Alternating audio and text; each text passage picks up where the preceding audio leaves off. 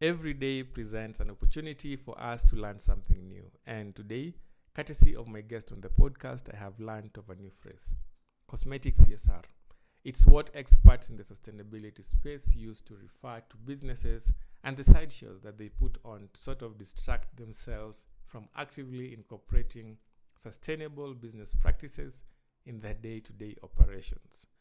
Speaking of sustainable business practices, in this episode, we're going to be focusing on business sustainability reporting and why it's important. And in case you're wondering what that is, it basically refers to the disclosure, whether voluntary, solicited, or required, of non-financial performance information to outsiders of the organization. My guest is Edna Kimenju, who's the Sustainability Advisory Manager at KCIC Consulting Limited. Edna provides support on sustainability issues and sustainability best practices to businesses that wish to transform and integrate sustainability across their operations. My name is Sebastian Davis Ngida, and welcome to episode 4 of Sustainability as a Concept podcast.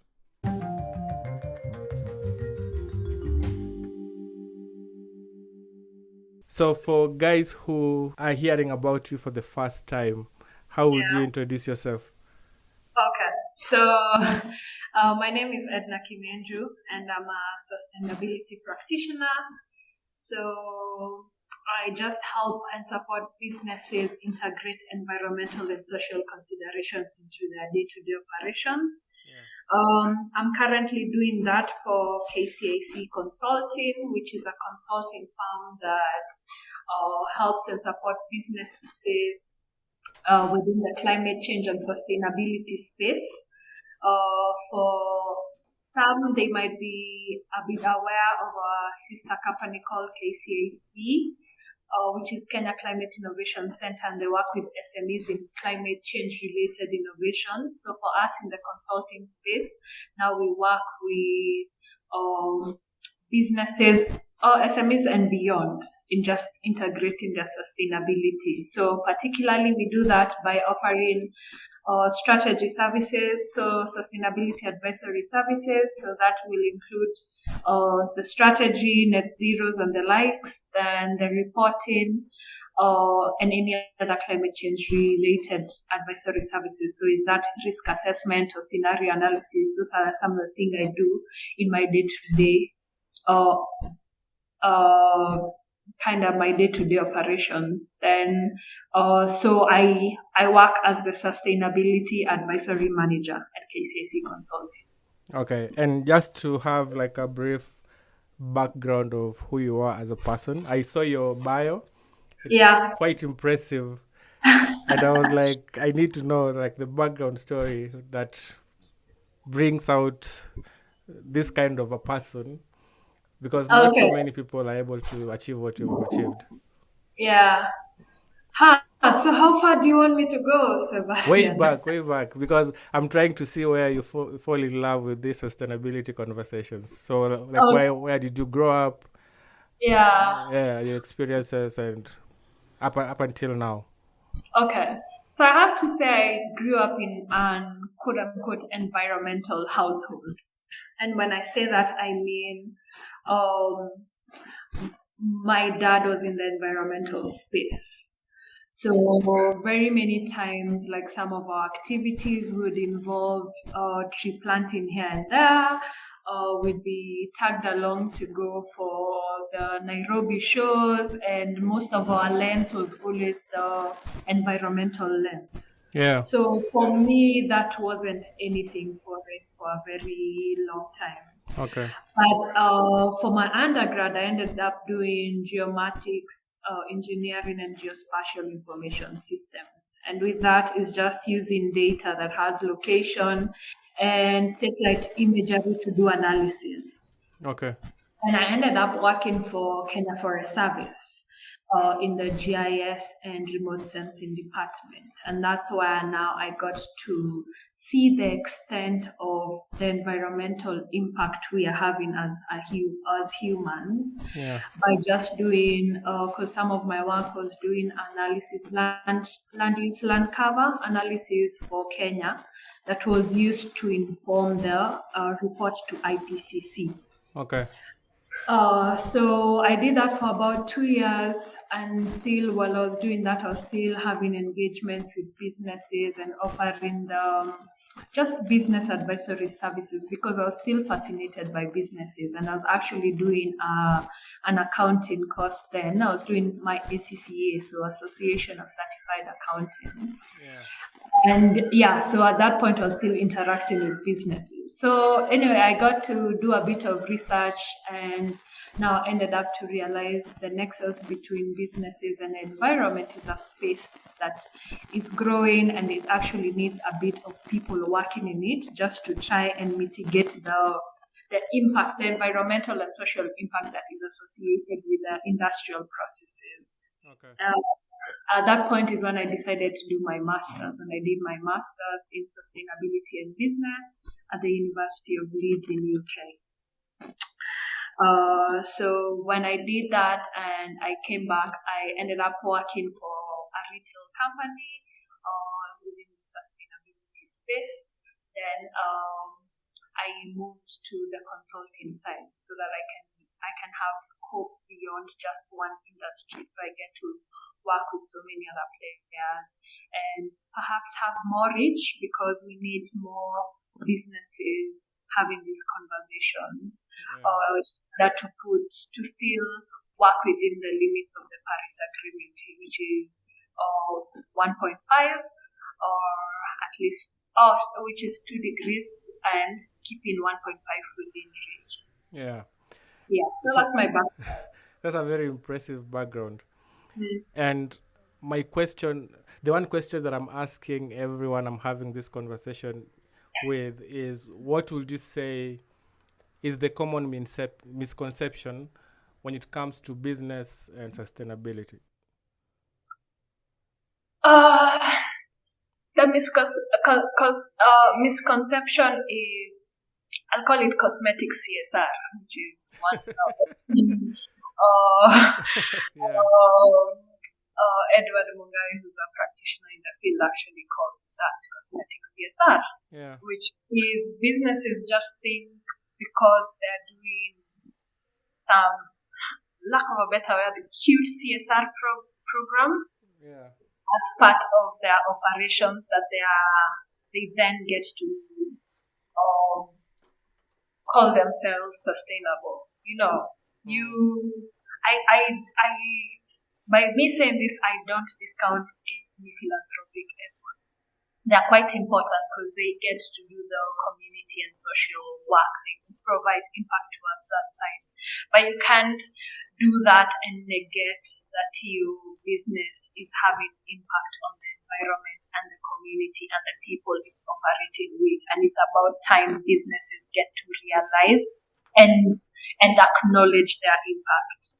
So those two need to go hand in hand. If you're doing philanthropy efforts, which is still good, you still need to look at your emissions. You still need to look at your human rights or policy, your labor rights, because all these things need to go hand in hand for you to be able to get a sustainability badge, by lack of a better word. So you can't just do. And one other thing I actually at times call people out is, we have so many companies doing tree planting, and I'm like, tree planting is important because we have a national target for 10%. So it's important, but ask yourself what's your core business. And how do you embed sustainability around your core business? Then once you do that, then we can go beyond to do the tree planting. We can go beyond to do the donation. We can go beyond to do any other philanthropic efforts. But for sustainability to be embedded, you need to breathe it. So your products need to stand and look at the circular economy principles, look at their packaging. Is there waste during the manufacturing of those products? Are you emitting? So that you don't end up doing good, and then on the other hand, the quote unquote the impact is so severe that it negates all the good you're doing. Yeah. Yeah. And from because there are other businesses that are not necessarily, for example, in the manufacturing space. Yeah. So, for example, like a consulting company that does not necessarily emit any carbon.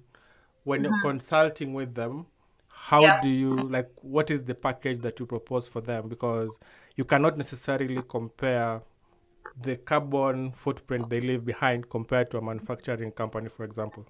Yeah, that's true. But we can't say that just because they're a consulting company, they don't emit.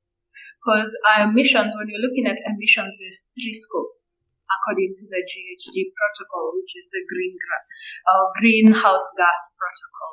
Yeah. And with those scopes, there's scope 1, 2, and 3. So scope 1 are the direct emissions that are associated with the operations. And those ones tend to be quite heavy in the manufacturing field. But still, you need to ask yourself in that consulting firm, what are you doing when it comes to stationary mobility? Because that's a section of scope 1. So your travels in between is still something that can be considered as emissions. Yeah. When we're looking at scope 2, we are looking at the indirect ones, the ones that are associated with electricity, and all of us are using electricity. Yeah. So those are still part of the emissions. So when we're looking at that for companies that are maybe not very emission heavy, we look at just trying to see how do we ensure that their use of maybe electricity is efficient. Because at times we find ourselves, we have a lot of waste in idle places. For example, one example I tend to give is maybe some place like the cafeteria. The cafeteria in most places is always lit. Yes. Because there's movement in and out. But there are times when there's no movement. So, or even the hallways. So, installing small things like motion sensors help be able to ensure that your consumption for energy is efficient. So, those are some of the things we just try and figure out. Walk through your business with you. See at what points can you change your processes to ensure you're lean and you're efficient. Then what policies can we change? Then after that, we've done the internal. There's also embedding sustainability across your employees, especially the innovation department or the product department or the service-led department, because by then that means when they're designing subsequent things, they have sustainability at the back of their heads. So you end up even having more products that are conscious of social and environmental impact. Yeah. Yeah. And then if you still want to go beyond that and term yourself net zero, when you've already gotten to like what your consumption or what you have as a consumption cannot go any lower, then we can explore things like carbon offsets. But mostly we don't do it for very small consulting firms. It has to be something huge. Yeah. Yeah. And the other question I would like to ask is, when it comes to sustainability reporting, why is it important? For reporting, I have to say, at times it can be the beginning of your journey as a business, and it can also be an end. You can do it at the end of the process or at the beginning. But anyway, what I'm trying to say here is it gives you an indicator of what you're doing if it's the first time you're reporting. So you get to know what's your material topics. And at times even in businesses, we are focused on the core business and etc., which is fair and good, that we don't realize what are the other topics that impact your business and what other topics are impacted by your business. So by this is what we call materiality assessment.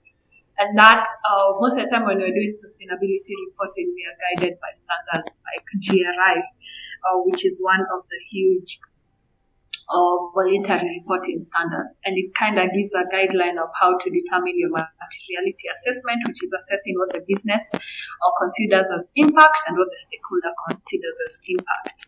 Then once you map that, you are able to know what topics of environmental, social, and economic are critical to your business.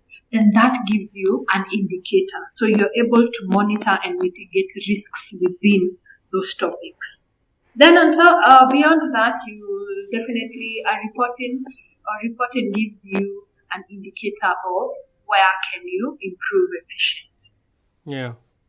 And then also a report is also a communication tool that can be able to help you communicate to stakeholders outside the ones you know or you within reach, or even the ones that you engage with, to tell them this is our position, this is our statement.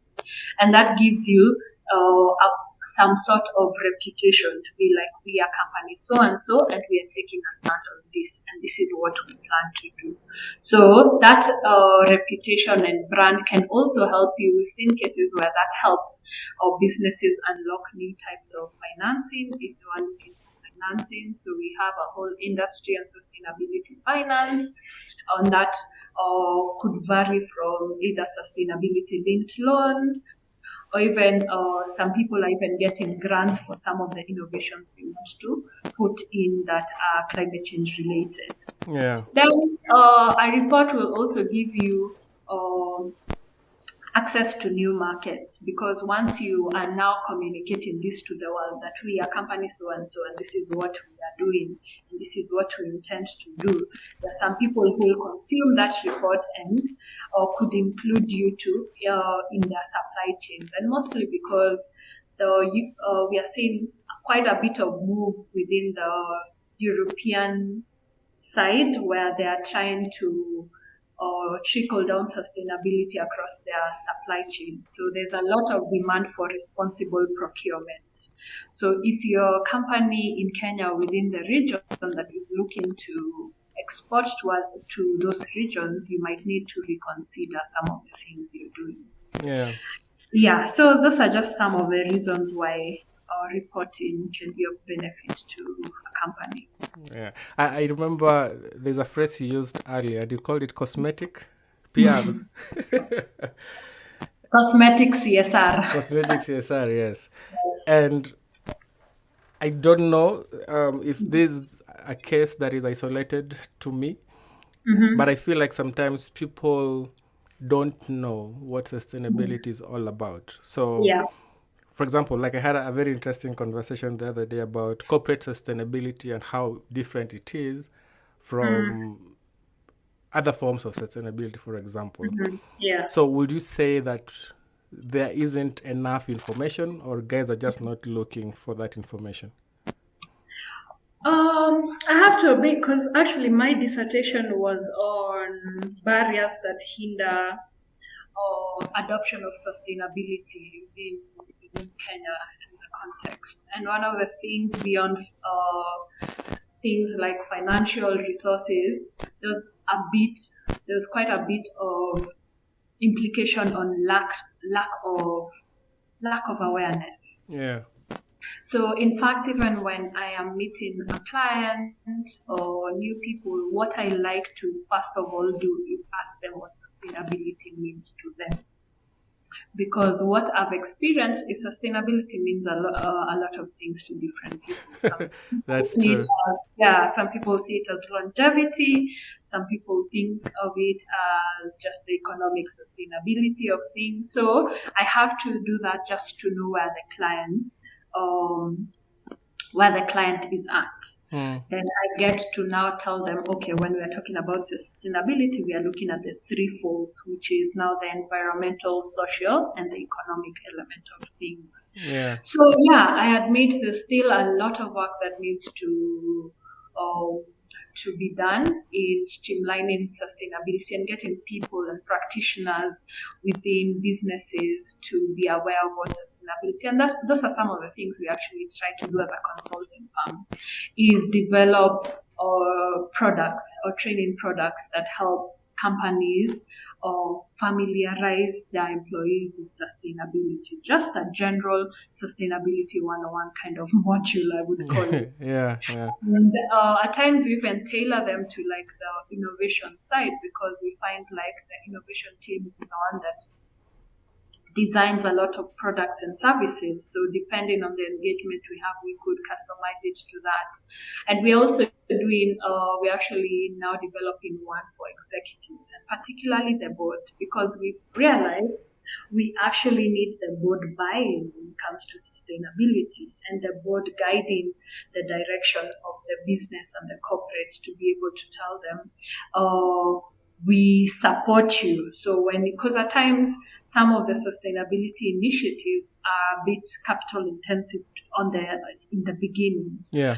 When you have a board that you don't have buy-in here, then it becomes a challenge. So now we are also expanding the sustainability training to executives and board members as well. Okay. Yeah. And for the three pillars of sustainability, environmental, social, and economical, how would you break each one of those for someone who is not necessarily familiar with the concept of it? Okay.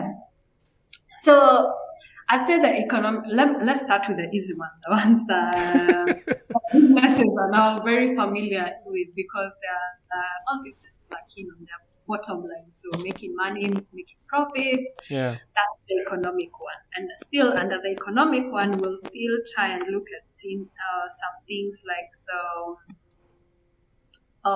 the regulation that just tries and ensures that you're able to do your business. So taxes, governance, and things like that fall under the economic sustainability section. So and also I know because of things like ESG, and ESG is environmental social governance, we have things like anti-corruption too, because that's a concern that is actually coming up, and we're having also procurement practices. Yeah. So those are some of the things that fall under the economic.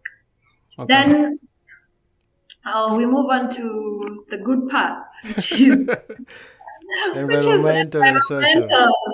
Yeah, the environmental one. A lot of times when I talk to sustainability, it's kind of related a lot of times to the green, which is environmental. And we sometimes even us as practitioners, we at times leave minimize the talk about the social, which is wrong. But we'll get to that. Yeah. So let's go to the environmental. So under the environmental, there is your materials. What raw materials are you using to make products? What natural resources are you extracting from the earth? And the reason we are now bringing this to light is because we are seeing a lot of cases on resource scarcity. Yeah. And one of the most dire one is plain water.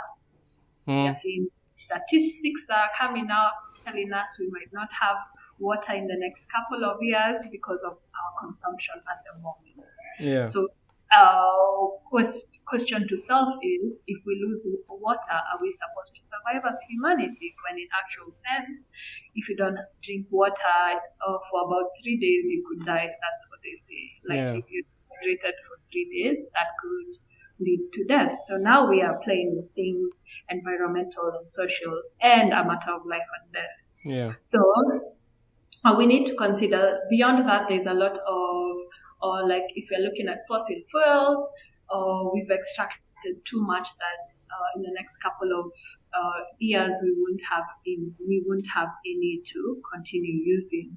We're also seeing depletion in things like lithium, in fact even land, because we are now starting to cut down our forest in order to replace it with things agricultural use and also urbanization. So the question is, what resources are you using? Where are they coming from? Is there room for us to reuse some of those resources so that you stop extracting from us? So that's one. Next thing, when it comes to environmental, we are looking at energy and water. So energy directly relates to your emissions. How much emissions as a result of lighting or powering your facility are you using? Then I think I had a conversation on water, so I won't jump too much in it. Yeah. Then we're also looking at biodiversity. So is your operations or your business result into biodiversity loss? Okay. Then we can look at now waste, which is also a huge thing. What are you guys doing with the paper you print in the office? What are you guys doing with the waste that comes from your facility? Do you guys have refrigeration systems? Are they leaking? And what does that mean for the environment? Yeah. So those are some of the things that fall under environmental.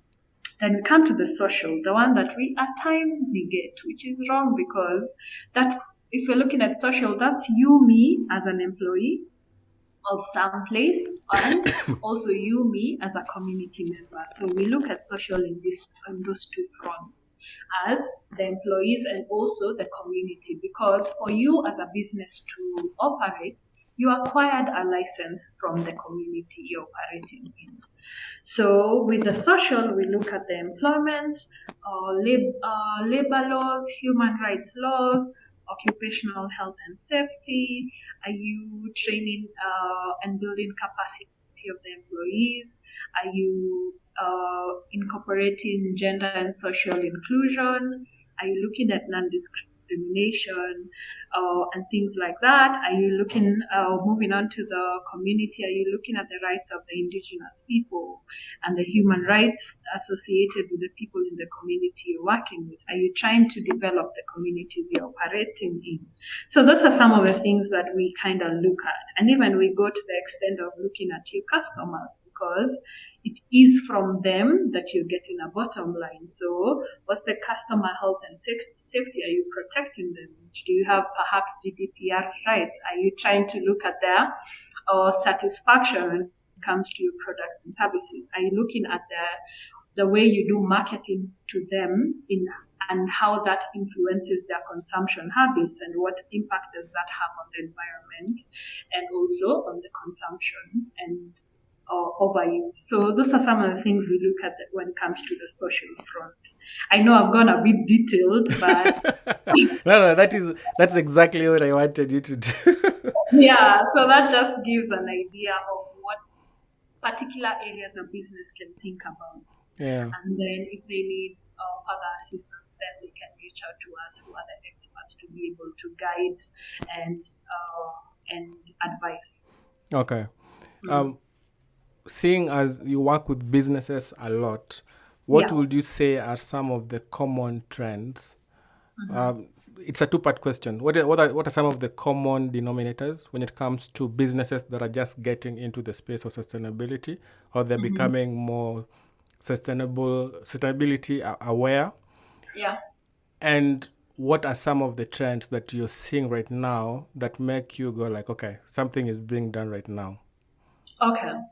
So I think for the new adopters, or one of the places the quote-unquote entry point has been resource efficiency.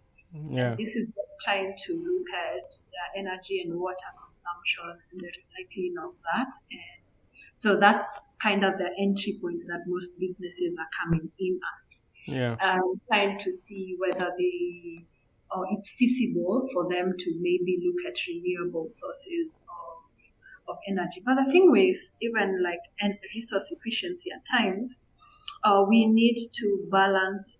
Not everyone should install solar. I know this is yeah. But if consumption is not enough, then it becomes not feasible for you to make that capex investment. Yeah. And also, we are looking at our grid as Kenya. I know the cost of electricity in Kenya is a bit expensive, so it quite eats into our bottom line quite a bit. Yes. But on the other hand, at least our grid is, I think, up to 70 to 80% green. So our grid is not fossil fuel powered, which is a good thing. Yeah. So not all businesses need to install renewables. So there has to be assessment to determine what they can do. But some things they can be able to do beyond maybe motion sensors and water arresters, is utilizing natural light. And that's the best thing we can do for Kenya. We sit smack in the middle of the equator. We have light and the sun, almost half and half the days we have. So are you able to incorporate natural light in your operations and be able to have that as a quote unquote a renewable source?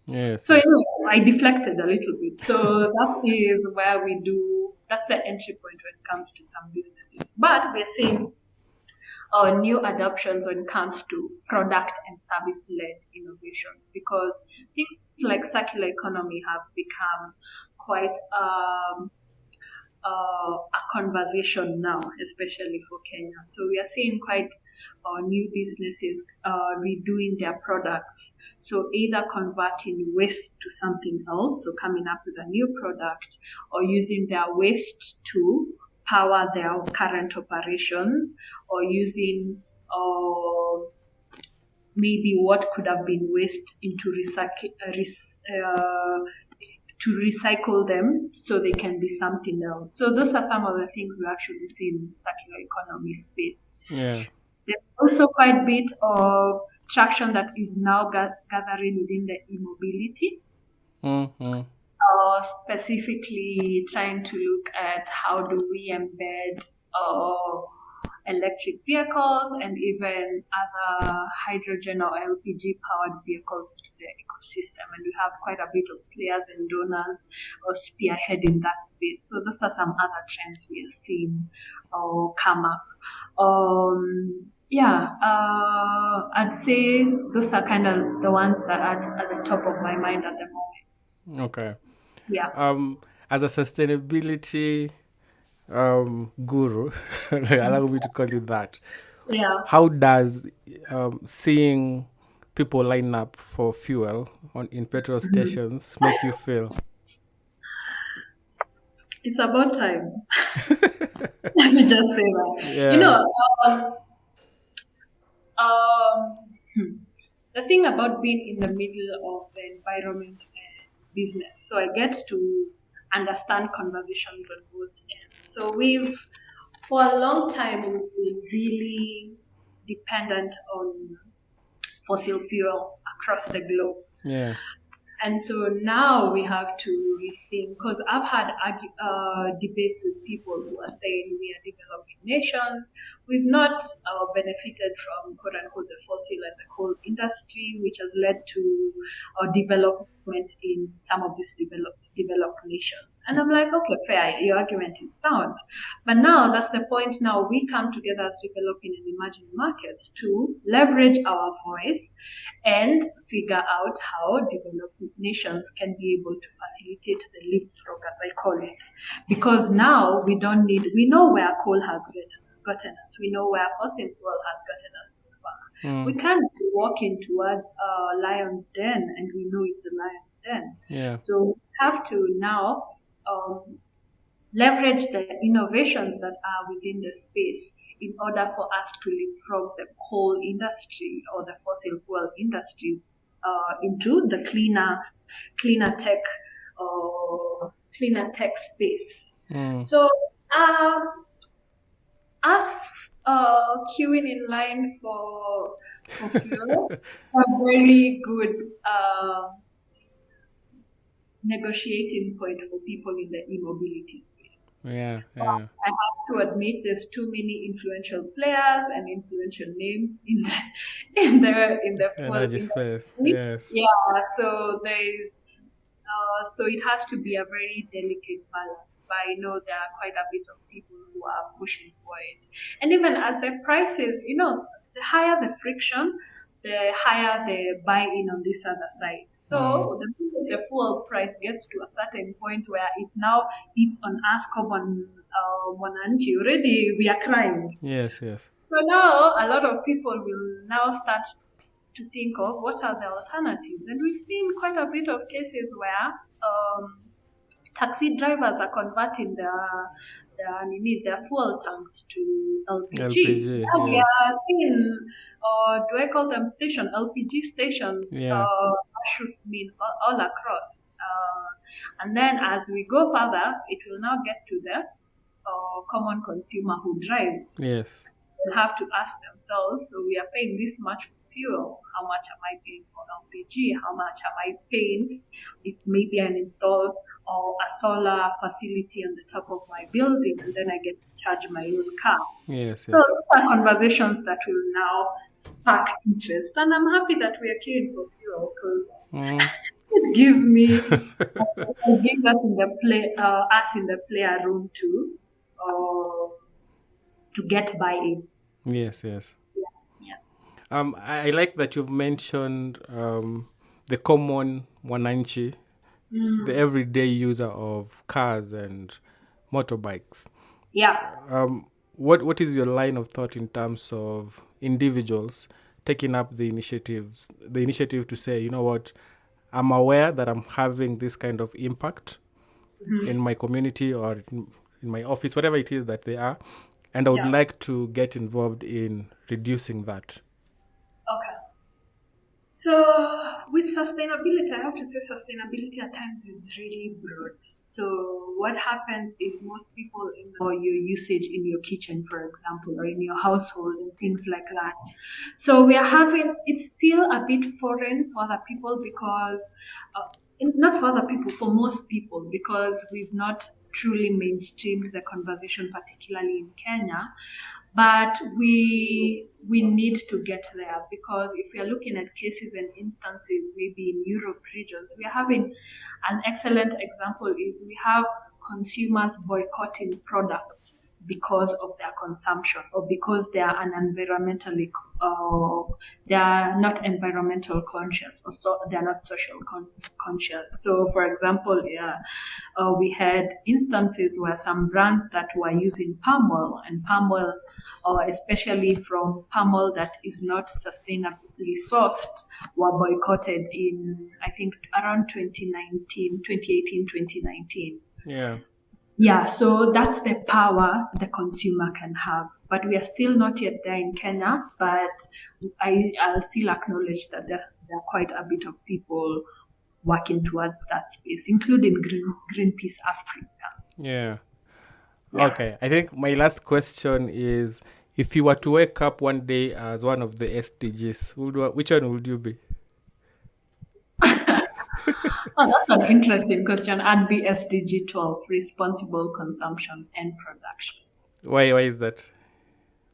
Because the reason I work with businesses is so that to ensure there is responsible production. Because my big idea or my big dream is that any person walking into any kiosk or any supermarket gets not to choose a product based on whether it's green or it's not. That is the bottom line. So all the products that are listed in the shelves are environmentally and social conscious. And once we get there, perhaps I can hang my boots and retire. Okay. And okay, this is the last question now. For us guys who are now becoming sort of a sustainability media production, what would you want for us to cover so that it gives value to the businesses and individuals listening? That's an interesting one. I think, when I'm talking, I'll talk on it from twofold. So I'll talk on the business side. I want you guys to help us show the business case for sustainability so that more business can see it's viable for them to adopt it. And that is maybe working with us a bit more for us to give you case studies that shows that, this business embedded this and this was the ROI on that. Yeah. Because that's usually like our hurdle, trying to show or explain to businesses this is why you should do it. Yeah. Then that is on one front. Then the consumption side is now showing the consumer what the power they can have. So creating awareness for what they need to know about sustainability, but also demonstrating to them that they can have the power to influence these businesses' decisions. Yeah. Yeah. Now, whether you're a business or a consumer of the products that these businesses produce, I hope that you've been able to learn a thing or two from this episode. I hope that as a consumer, you've learned that your actions and decisions can actually force these businesses to put in sustainable business practices in their operations. Your decisions, your purchasing, and just your choice of products can actually make these businesses step up. And if you're a business, I hope that your takeaway from this episode is that we can do better. We can implement these solutions, and if the problem is not having enough information, we can always reach out to experts in the space who can sort of help us fast track our processes, especially when we make that sober decision to be sustainable businesses. That has been episode 4 of Sustainability as a Concept podcast. Ensure to like, share, and subscribe. And like I always say, if you know someone whose opinion you'd actually like to have or hear on the podcast, feel free to DM us on Instagram or LinkedIn. And we're going to try as much as possible to make sure that that conversation happens and that we publish it for you. Also, ensure to check out our other episodes at podcast.kenkta.co.ke.